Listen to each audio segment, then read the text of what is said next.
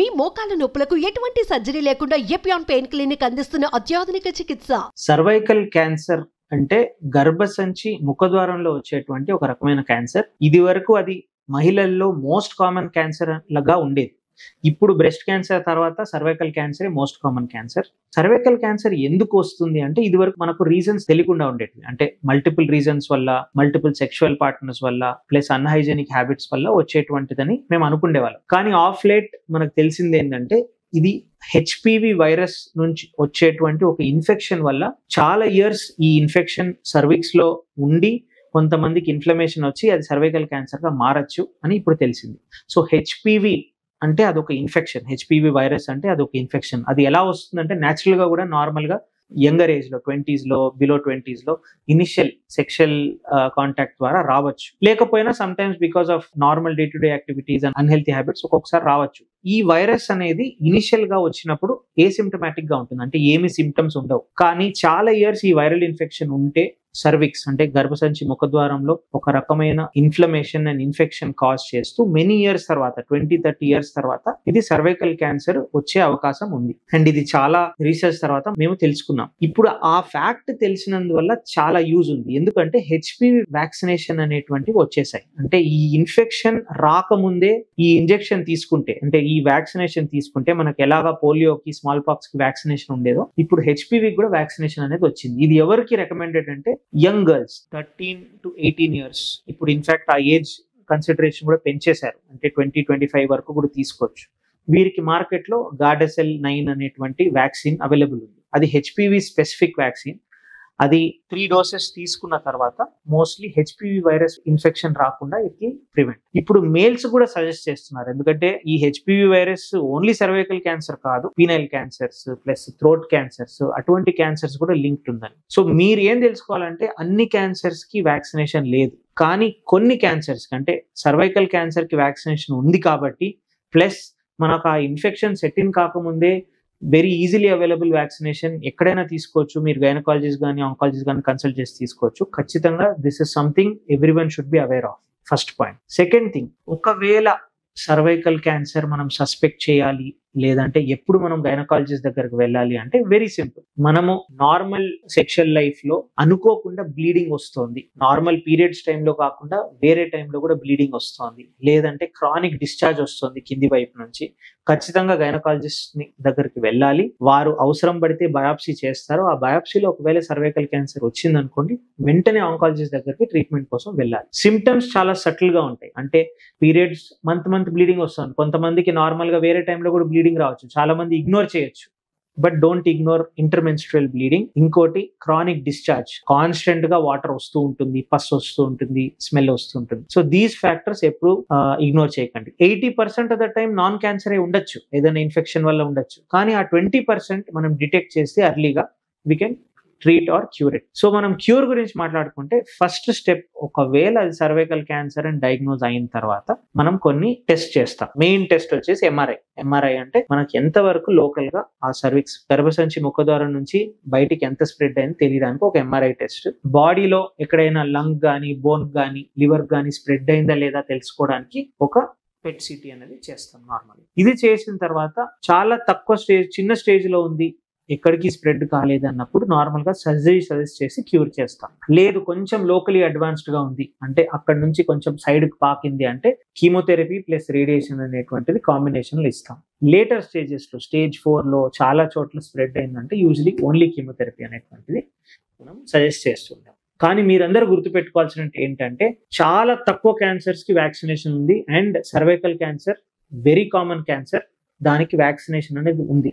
Vaccination అంటే ఒకవేళ అది ఎఫెక్టివ్ అయితే 100% మీకు ఆ క్యాన్సర్ రాదని. సో ఆ అడ్వాంటేజ్ మీరు ఖచ్చితంగా తెలుసుకోవాలి అండ్ తీసుకోవాలి. సెకండ్ థింగ్, ఒకవేళ డయాగ్నోస్ అయినా కానీ ఎర్లీ స్టేజ్ లో డయాగ్నోస్ అయితే we are able to treat this very well. Breast cancer అంటే ఆడవాళ్ళల్లో రొమ్ములో వచ్చేటువంటి ఒక రకమైన క్యాన్సర్. బ్రెస్ట్ క్యాన్సర్ ఈ నడుమద చాలా కామన్. ఇన్ఫాక్ట్ ఫీమేల్స్ లో వచ్చేటువంటి మోస్ట్ కామన్ క్యాన్సర్ అనేటువంటిది బ్రెస్ట్ క్యాన్సర్. సో దీని సైన్స్ అండ్ సింటమ్స్ ఏంటి, ముందుగా మనం ఎలా డిటెక్ట్ చేయాలి, డిటెక్ట్ చేసిన తర్వాత ఎవరి దగ్గరకు వెళ్ళాలి, ట్రీట్మెంట్స్ ఉన్నాయా లేదా అనేటువంటివి మనం మాట్లాడుకుందాం. ఇప్పుడు ఫారెన్ కంట్రీస్ లో చూస్తే గైడ్ లైన్స్ ఏమంటున్నాయంటే 45-50 ఇయర్స్ దాటిన తర్వాత ప్రతి మహిళ ఇయర్లీ వన్స్ లేదంటే 2 సంవత్సరాలకు ఒకసారన్నా మ్యామోగ్రామ్ అంటే 2 బ్రెస్ట్లది ఒక రకమైన ఎక్స్రే అంటారు. అది ఫ్రీలీ అవైలబుల్ టెస్ట్. మీరు ఏ డయాగ్నోస్టిక్ ల్యాబ్ వెళ్ళినా అవైలబుల్ ఉంటుంది. ఆ మ్యామోగ్రామ్ అనేటువంటి టెస్ట్ 45 తర్వాత ఖచ్చితంగా ఇయర్లీ చేసుకోవాలన్న గైడ్ లైన్ ఉంది. ఇది ఎందుకు ఉంది అంటే బ్రెస్ట్ క్యాన్సర్ అంత కామన్. ఒక లైఫ్ టైంలో 1 in 9 అంటే 9 మహిళల్లో ఒకరికి బ్రెస్ట్ క్యాన్సర్ ఖచ్చితంగా వస్తుంది. సో ఇంత కామన్ క్యాన్సర్ మనం డిటెక్ట్ చేయడానికి చాలా సింపుల్ అండ్ ఈజీ టెస్ట్ ఉంది. మనం ఒక ఏజ్ దాటిన తర్వాత రెగ్యులర్ గా మ్యామోగ్రామ్ చేసుకుంటే మన బ్రెస్ట్ లో ఉండేటువంటి చిన్న చిన్న గడ్డలు కూడా అది వదిలేయచ్చా లేదంటే ఫర్దర్ టెస్టింగ్ కి వెళ్ళాలా అనేది మ్యామోగ్రామ్ టెస్ట్ అనేది మనకు చెప్తుంది. ఉదాహరణకు వారి బ్రెస్ట్ లో చిన్న గడ్డలు కనిపించాయి కానీ దాని స్కోర్ అంటే ఆ మ్యామోగ్రామ్ లో కనిపించిన స్కోర్ చాలా తక్కువ ఉందంటే మోస్ట్లీ మేము వదిలేయమంటాం, జస్ట్ ఫాలో అప్ లో ఉండొచ్చు. అదే ఆ గడ్డ మ్యామోగ్రామ్ లో క్యాన్సర్ లక్షణాలు ఉన్నాయి, కొంచెం పెద్దగా కనిపించిందంటే నెక్స్ట్ టెస్ట్ అనేది బయాప్సీ టెస్ట్ కి వెళ్ళమంటాం. బయాప్సీ టెస్ట్ అంటే ఒక చిన్న సూది పెట్టి ఆ బ్రెస్ట్ లంప్ లో నుంచి కొంచెం టిష్యూ తీసి ఎగ్జామినేషన్ పంపిస్తాం. దాని వల్లనే మనకు క్యాన్సర్ ఉందా లేదా అనేది తెలుస్తుంది. ఒకసారి బ్రెస్ట్ క్యాన్సర్ డయాగ్నోస్ చేసిన తర్వాత డెఫినెట్లీ ఒక స్కిల్డ్ అండ్ ట్రైన్డ్ ఆంకాలజిస్ట్ దగ్గరికి వెళ్ళే ట్రీట్మెంట్ తీసుకోవాలి. ఎందుకంటే ఎవ్రీ ఇయర్ మనకి ఇప్పుడు గైడ్ లైన్స్ మారుతున్నాయి. లేటెస్ట్ ట్రీట్మెంట్స్ ఏమున్నాయో మోస్ట్లీ అదే ఫీల్డ్ లో ఉండే డాక్టర్స్ కే తెలుస్తుంది. So once you reach an oncologist, వారు ఆ బయాప్సీతో పాటు కొన్ని అడిషనల్ టెస్ట్ సజెస్ట్ చేయొచ్చు. ERPR HER2 టెస్టింగ్ అని లేదంటే పెట్ సిటీ అని, అంటే స్టేజింగ్ కొరకు ఆ బ్రెస్ట్ క్యాన్సర్ అనేది బ్రెస్ట్ లోనే ఉందా లేదంటే మొత్తం బాడీలో ఏదైనా స్ప్రెడ్ అయిందా. సో మీరు అర్లీగా డిటెక్ట్ చేసిన లీజన్ కనిపెట్టి మీరు డాక్టర్ దగ్గరకు వెళ్ళిన తర్వాత పెట్ సిటీ ప్లస్ బయాప్సీ అంతా చేసిన తర్వాత చాలా అర్లీ స్టేజ్ లో ఉందనుకోండి, మోస్ట్లీ సర్జరీతో క్యూర్ అయిపోతుంది. కొన్ని సిచ్యువేషన్స్ లో సర్జరీతో పాటు కీమోథెరపీ, రేడియేషన్ కూడా ఇవ్వాల్సి వస్తుంది. అండ్ మీరు గుర్తుపెట్టుకోవాల్సినట్టు ఏంటంటే బ్రెస్ట్ క్యాన్సర్ చాలా క్యూరబుల్ క్యాన్సర్. అర్లీ స్టేజ్ లో డిటెక్ట్ కూడా చేయొచ్చు. డిటెక్ట్ అయిన తర్వాత మన ట్రీట్మెంట్స్ కూడా చాలా బాగున్నాయి. ప్లస్ సర్జరీ అయిన తర్వాత you can live a normal life as well. Problem ఎప్పుడు వస్తుందంటే ఇటువంటి బ్రెస్ట్ లో కనిపెట్టిన గడ్డ మనం చాలా రోజులు ఇగ్నోర్ చేసుకుంటూ వేరే వాళ్ళకి చెప్తే ఏమని అనుకుంటారేమో అనుకొని ఇప్పుడు వచ్చిన గడ్డే కదా 3 months తర్వాత చూసుకుందామని ఇగ్నోర్ చేస్తే అది ఎప్పుడు ఎలా స్ప్రెడ్ అవుతుందని some times we cannot predict. చిన్నగా ఉండే బ్రెస్ట్ లంప్ కూడా బాడీలో ఉండేటువంటి లివర్, లంగ్, బోన్స్ కూడా వెళ్ళొచ్చు. అప్పుడు అది స్టేజ్ 4 అవుతుంది. స్టేజ్ 4 లో మనకు ట్రీట్మెంట్స్ ఉన్నాయి కానీ డెఫినెట్లీ స్టేజ్ 1, స్టేజ్ 2 లో డిటెక్ట్ చేసి 100% ఇచ్చేటువంటి రిజల్ట్స్ అయితే స్టేజ్ 4 లో ఉండవు. సో అది మీరు గుర్తుంచుకోవాలి. ఇంకోటి రిస్క్ ఫ్యాక్టర్స్. చాలా మంది మహిళలు 60-70 ఇయర్స్ లో బ్రెస్ట్ క్యాన్సర్ డిటెక్ట్ అయిన తర్వాత నా దగ్గరకు వచ్చి అడిగే క్వశ్చన్, సార్ ఎందువల్ల వస్తుంది, నేను ఏమైనా తప్పు చేశానా, డైట్ వల్ల ఏమైనా వచ్చిందా, లేదంటే ఏం ప్రాబ్లం వల్ల వచ్చిందా, అన్ని జెనెటిక్ ఏనా, లేదంటే నా ఫుడ్ వల్ల వచ్చిందా అని. సో ఈ డౌట్స్ అందరికీ వస్తుంటాయి. మీరు గుర్తుపెట్టుకోవాల్సినది ఏంటంటే క్యాన్సర్ అనేది మన బాడీలో వచ్చేటువంటి చిన్న చిన్న చేంజెస్, మ్యూటేషన్స్ అంటారు వీటిని, అక్యుములేట్ అయిన తర్వాత వస్తాయి. ఆ మార్పులు మనం కొన్నిసార్లు మార్చలేము. మనం పుట్టిన తర్వాత పెరుగుతూ ఉన్నప్పుడు మనకు ఎట్లా గ్రే హెయిర్ వస్తుంది, ఎలా మన స్కిన్ ఓల్డ్ అవుతుందో అలాగనే మన బాడీలో ఉండే సెల్స్ లో మ్యూటేషన్స్ అంటే కొన్ని చేంజెస్ అనేవి జరుగుతూ ఉంటాయి. సో ఓల్డ్ ఏజ్ లో 60-70 వచ్చేటువంటి క్యాన్సర్స్ చాలా సర్ప్రైజింగ్ ఏం కాదు. బికాస్ అన్ని ఇయర్స్ మన బాడీ ఇన్ని స్మాల్ చేంజెస్ అక్యుములేట్ చేసుకున్నాయి కాబట్టి ఈ క్యాన్సర్స్ రావచ్చు. అదే యంగ్ ఏజ్ లో 20 years, 30 years అటువంటి పేషెంట్స్ కి క్యాన్సర్ వచ్చిందంటే మోస్ట్లీ మనం జెనెటిక్ కాజెస్ వల్ల వచ్చి ఉండొచ్చు అనొచ్చు. జెనెటిక్ కాజెస్ అంటే ఏంటి, వంశపారంపర్యంగా వచ్చినటువంటి క్యాన్సర్స్. అవి కూడా టెస్ట్ చేయడానికి ఇప్పుడు మనకు టెస్ట్ అవైలబుల్ ఉన్నాయి.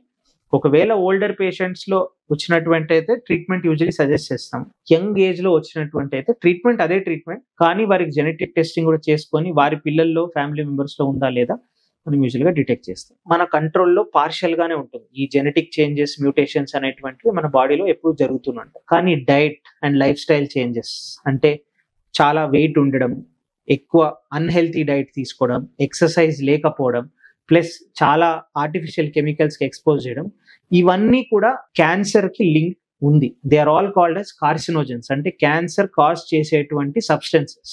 1:1 రిలేషన్ ఎస్టాబ్లిష్ చేయడం చాలా కష్టం. అంటే ఇది ఒక్కటి తీసుకున్నందువల్ల క్యాన్సర్ వస్తుందని కాదు. ఇటువంటి multiple chemicals, multiple food habits, unhealthy life style habits ఇవన్నీ అక్యుములేట్ అవుతూ మనకు క్యాన్సర్ కి లీడ్ ఆన్ కావచ్చు.